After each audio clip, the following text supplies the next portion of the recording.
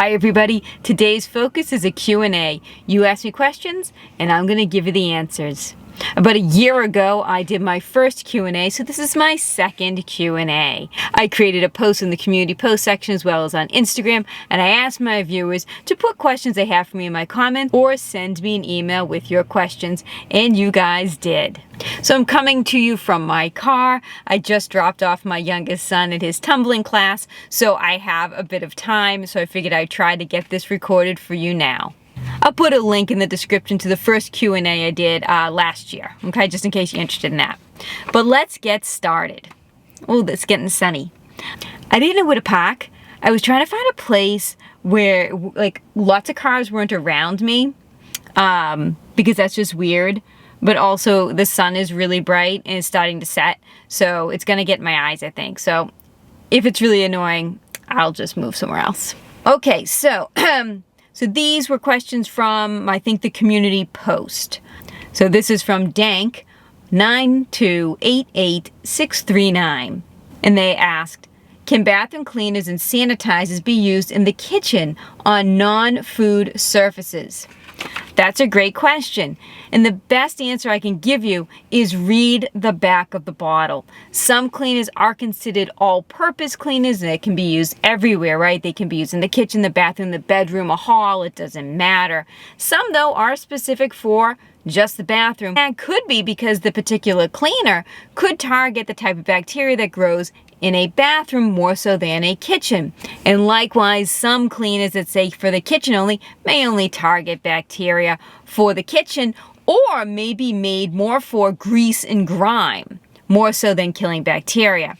So I think a general rule of thumb is just to read what the back of the bottle says, follow the directions. Does it say it can be used on, let's say, granite countertops? Then you're probably good to go in your kitchen. If it says don't use it on stone or marble and you happen to have marble in your bathroom, don't use it there.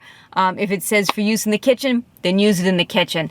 I don't cross products like that. I wouldn't use a product that says for bathroom use in my kitchen unless on the back of the bottle it says it can be used for that. That's why I tend to reach for more all-purpose cleaners that can be used in all areas in the home. He Hut asked, which product surprised you the most in both the positive and the negative? Meaning, which worked well that you didn't expect, then which didn't work well, but you expected it to? This is a great question. I actually wrote down some of the answers that I wanted to say for this. I didn't want to forget. The products that removed more bacteria than I thought they would be Force of Nature. I feel so bad. I thought it was kind of gimmicky. I thought it was too good to be true. Oh, you know, you can clean everything. Oh, you can do all these surfaces. Oh, that's one that really surprised me, and I absolutely love Force of Nature. I use it all the time, everywhere. I love it. The Windex multi-purpose disinfectant. I don't know why. I just had it in my head. Windex is like glass cleaner, and I didn't think it would do as well as it did, so that one definitely surprised me. And Mrs. Meyer's, the lemon verbena, I didn't think that was going to do as well as it did. I really expected it to not to be able to remove any bacteria at all, so that was a nice surprise.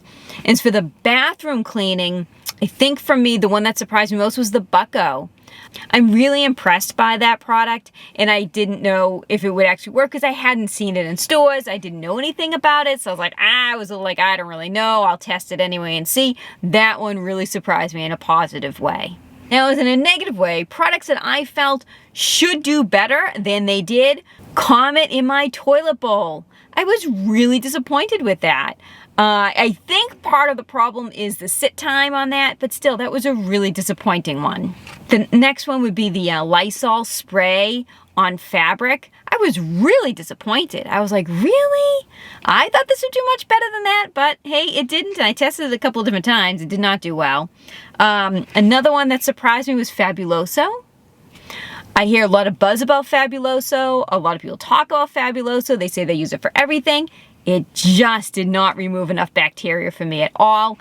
I wasn't impressed with it at all. Another one that surprised me with how not well it did was the Shark Steam Mop. Not because it didn't remove bacteria, but for how long you have to use it in one space in order for it to remove bacteria. You read those directions on your Shark Steam Mop, and you'll be like, what? I'm supposed to go back and forth in the same spot for, 15 iterations or something? That's a lot. That surprised me. So that kind of disappointed me a bit, but that's more the manufacturer's directions more than the actual results. Next question's from Miss ESFP. What made you decide to start testing cleaning chemicals? Would love to learn about your background too. Well, that's very sweet. Okay, so I did my first Q&A blurb about my background. I'll say it really zippity-doo-dah really fast, just in case you haven't seen that video. Basically, we'll go way back. Let's go way back. I was valedictorian in high school. I went to WPI, so Worcester Polytechnic Institute, for college, where I majored in biology. It got a little expensive for me, so I ended up by transferring to Regis College, where I got my bachelor's degree in biology, and I minored in English literature. From there, I went to Boston University, where I received my master's degree in biology with a specialization in neurobiology. So that's my education background. And I've worked in biotech companies. You can watch that other video if you want to hear more about like my actual jobs that I've had. But anyway, why did I decide to start testing cleaning products? Well, this is pretty interesting. So I homeschool my boys. I have 3 boys. Right now they're 18, 16, and 14. So a senior who had just graduated, a sophomore, and an 8th grader. So that's where we are. So I homeschool them. I've always homeschooled them. When my oldest took biology in high school, I had a heyday. I'm like, this is fantastic. We're gonna have all these fun labs. I made him do a lab. Here comes the sun, right? That's okay. It's nice. It's so nice to feel the sun. We had a really dreary Monday, and it's Tuesday right now. And so the sun actually does feel good.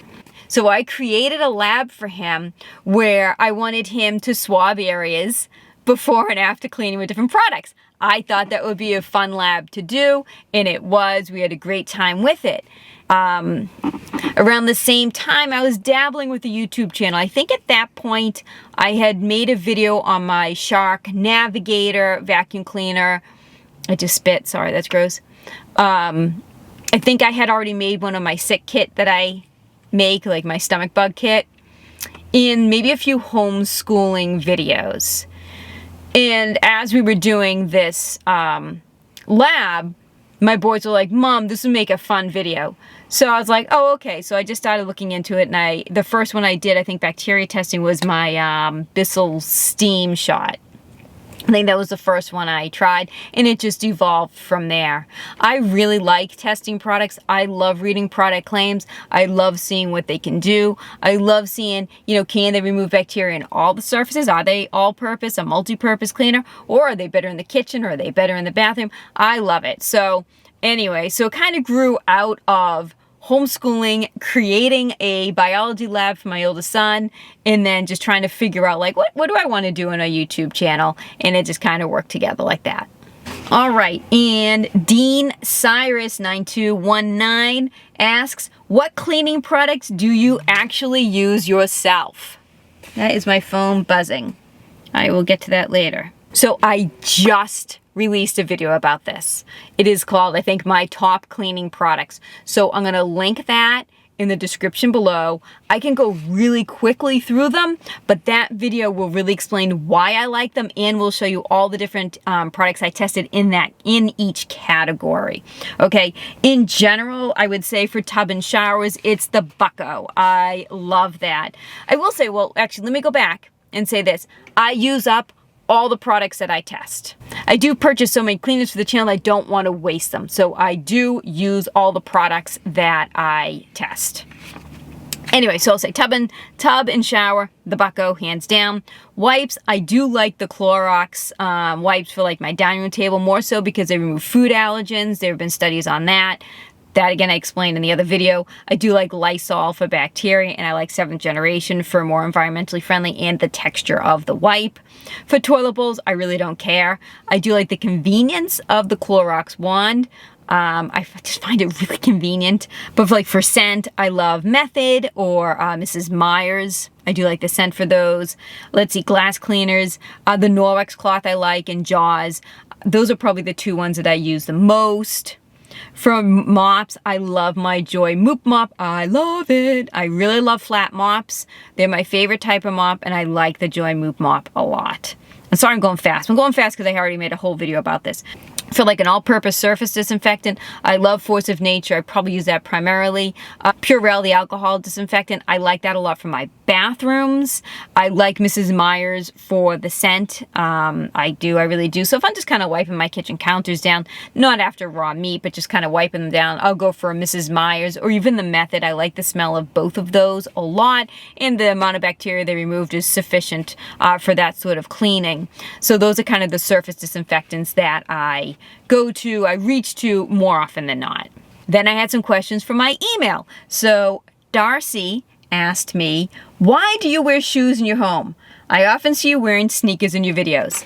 That is true. I do. I have indoor sneakers that I wear in my house. I actually got them. This is embarrassing, I guess. I've had them for so long.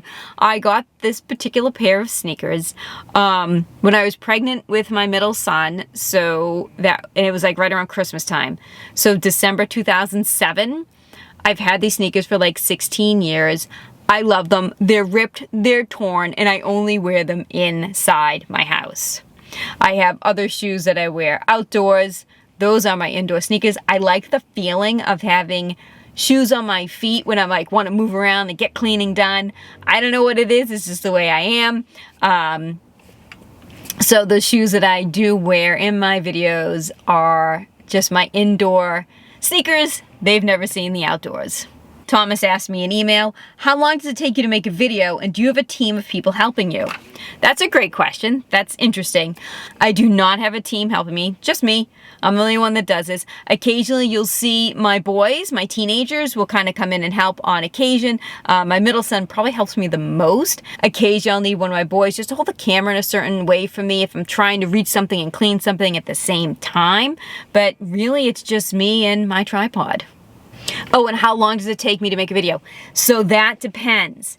If it's just a shower cleaning video, not too long, right? So as long as it takes me to do the intro, do the actual cleaning in my showers, record my final thoughts, and then editing. But when it comes to the bacteria testing, sometimes I'll have to do a test over and over and over again if I don't get enough before bacteria. So this is when things get a little sketchy for me. I'll be testing a product and I'll be swabbing and doing everything, and then I don't get good enough before samples because let's say I just didn't let the surface get dirty enough, right? So then I have to wait longer. And I'm like, okay, well, I'm trying to wait. Like, how long do I wait? I'll wait between 4 and 10 days of not cleaning an area to make sure that I have enough bacteria for a good swab. So sometimes if the bacteria is really light, I just didn't wait enough. And sometimes it's really thick and heavy and I'm like, oh wow, I really did wait too long, and I waited a long time for this one to really grow well.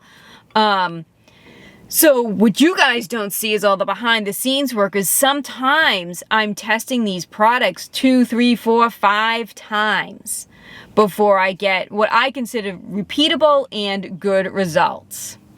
So let's try to think one through.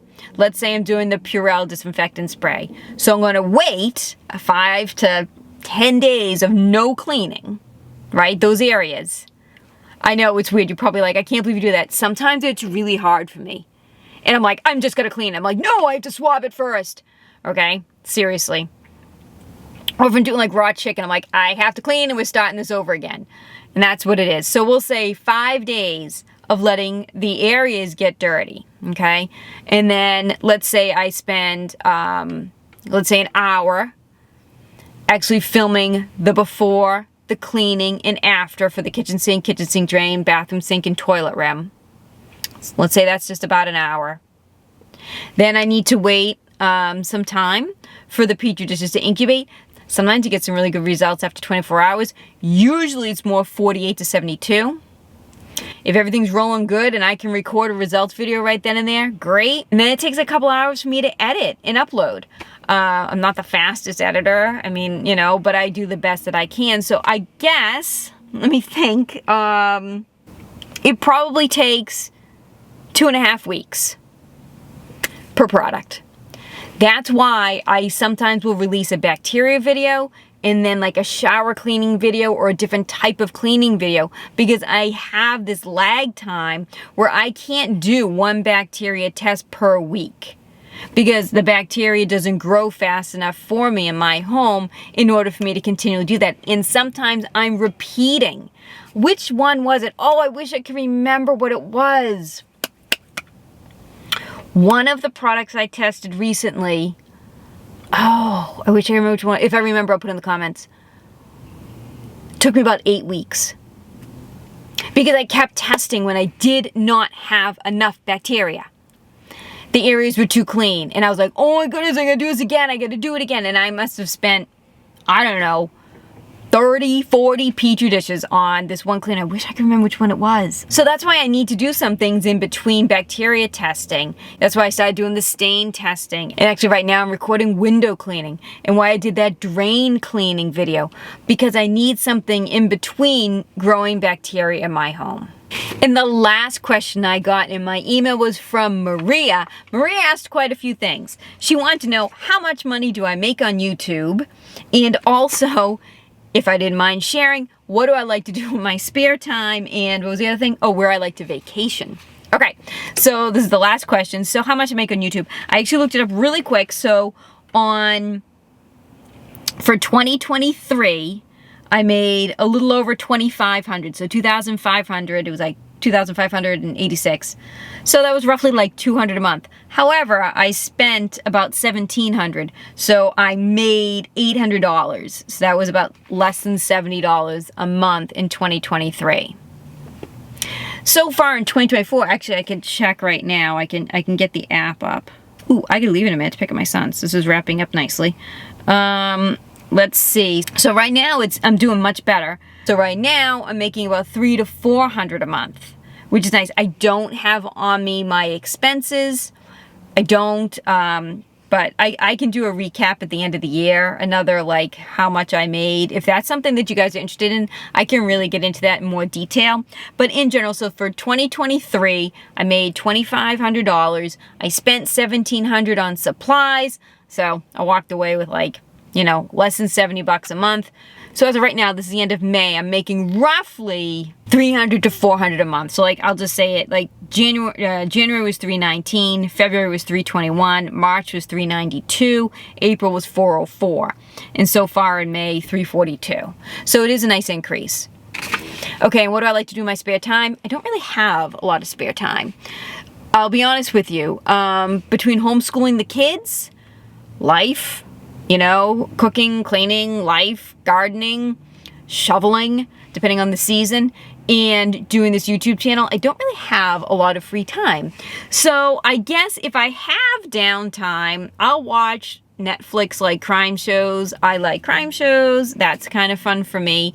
Or I try to get into, oh my goodness, you guys, I'm trying to get into meal planning. I know, that's how I spend my free time, trying to figure out meal planning. But that's really all I can do right now. I don't have a lot of time otherwise to do other stuff right now, but that's okay. We're hitting into the summer season, so homeschooling stops. Actually, we're going to probably do one thing throughout the summer, but that's no big deal. But I have a garden too, so it kind of just shifts and ebbs and flows with, what kind of free time I have. But I don't have a ton. But when I do relax, and I do like watching shows. Oh, you know what I like to watch? I love the show Psych. So we tried to watch that, like an episode of that before bed with myself, my husband, and my kids. I do like that. So I do that. We will watch some TV shows before bed. So I like shows like, I like Blacklist, and I love Psych. Those are like probably my two favorite shows right now that I'm watching. And then every once in a while I'll watch like a crime documentary, like by myself, if like nobody else wants to watch them. Anyway, and oh, Maria asked one more thing. What did she ask? Oh, where do you like to vacation? Okay. So I live in New England. I live in Maine. It is cold here. I grew up in Boston. I did live in Miami for 2 years, and now I'm in Maine. I've been in Maine for about 18 years. I love to go to Florida. That's my favorite place to vacation, hands down. So I lived in Miami for a couple of years. I love the Everglades. So I was like in South Miami, kind of near Key Largo area, like north of Homestead. I don't know if you know Miami. North of Homestead, but south, like not like in the city proper, like South Miami. I love the Everglades. Oh my goodness, it's like my favorite place in the world to be. I love sharing that with my kids too.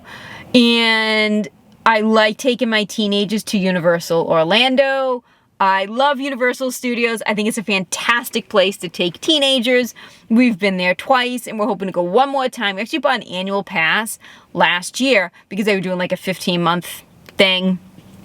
So we are planning on going one more time before our annual pass expires, which is great. So then we just have to pay for the hotel and food and everything. So that's good. So I love vacationing. I like taking my teenagers to Universal Orlando. We drive, so we like to do like all sorts of stops along the way. We've had some pretty fun road trips. I could do a video on all our road trips we've done. We've done some fun road trips. We always try to stop at interesting places, something that for everyone in the family, right? Like I have one kid that really likes history stuff, so stopping in DC was like awesome for him. The other kids, they really like the amusement park stuff. So, you know, you got Universal, like how can you not love Universal? What else? But we try to make interesting stops along the way. So that's what I love. I love road trips. I love doing that. And for me, I would be so happy just sitting on Key Largo or Key West and just... That car engine's really loud. For me though, I would just love to just sit on the beach in Key West and just listen to the ocean. I love the ocean. I live right near the water here in Maine also. I love listening to the ocean. I love it. It's one of my favorite things, and I love the warm water in Florida. Sometimes the cold water in Maine is really nice and refreshing, but I really do love Florida, and especially Key West and Key Largo. Shell World is one of my favorite places to go. If you know Key Largo, I'm sure you've stopped in at Shell World. The boys loved it too. It's just such a fun touristy place to go. Anyway, Maria, I hope that answered that all right. So thank you to everybody who asked me a question. I hope my answers were okay for you.